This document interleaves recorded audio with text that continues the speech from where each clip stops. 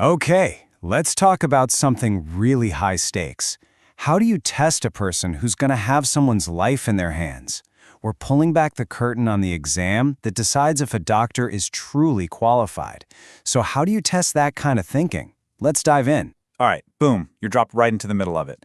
You've got a 65-year-old woman, she just finished a round of amoxicillin, and now she's in a bad way. Severe watery diarrhea, cramps, a fever, nausea. You've already stopped the first antibiotic. So, what's the next play? A, B, C, D, or E. The clock is absolutely ticking. See, this isn't some abstract puzzle. This is literally a life or death question. It's the kind of decision-making that happens in hospitals every single day. And how we figure out if someone is good at making that call, well, that whole process has completely changed. Which brings us to this big idea, moving beyond simple recall. For the longest time, med school tests were basically a memory game. But that's not enough anymore. The whole game has shifted from what do you know to what can you actually do with what you know. In this right here, it lays it all out. The old way was just about regurgitating facts you memorized from a textbook, but the new way? It is all about problem-solving skills. It's about being a clinical detective, not a walking encyclopedia. And this wasn't some happy accident. This is a deliberate, calculated move. The Australian Medical Council, which is our source for this explainer, says it right here. They are actively swapping out old-school memory questions for multiple-choice questions that force you to solve problems in situations that feel real. It's a total philosophy upgrade. So let's go back to our patient and our question.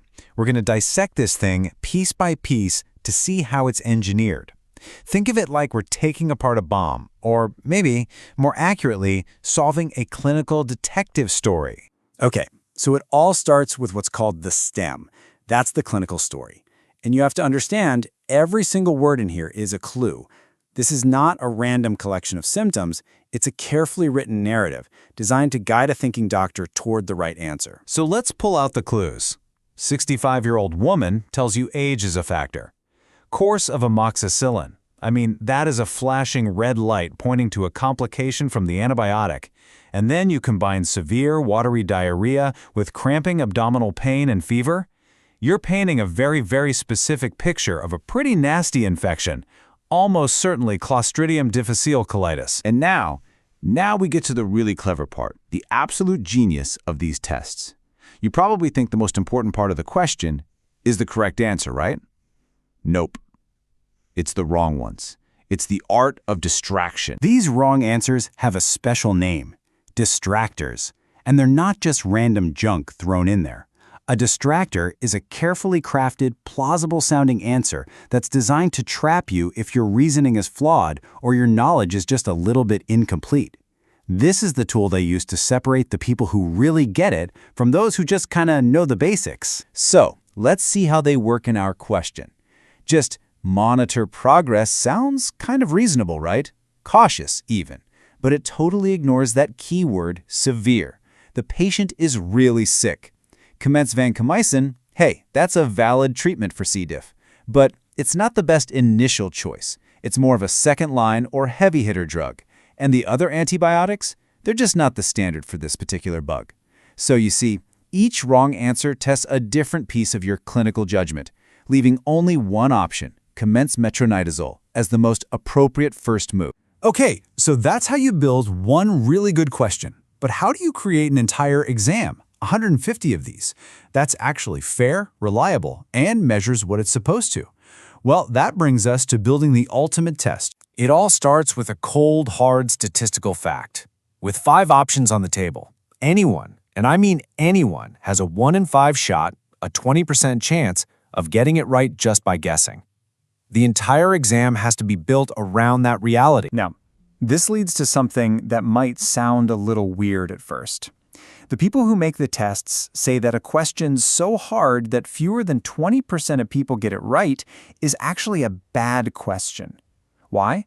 Because if the pros are scoring worse than random chance, the question isn't measuring skill anymore. It's just adding random noise to the results. It's useless. So for an exam to be any good, it has to nail these 3 things. First, validity. It has to cover the whole range of what a doctor needs to know. Second, Reliability. It has to be able to consistently tell the difference between candidates who know their stuff and those who don't. And third, fidelity. It has to feel real. It has to test the kind of problem solving you'll actually do on the job. And get this, it is not a one-and-done thing. They have this incredible quality control loop. After every single exam is given, it's computer marked, and then they run a statistical analysis on every single question. Then, panels of experts review all that data.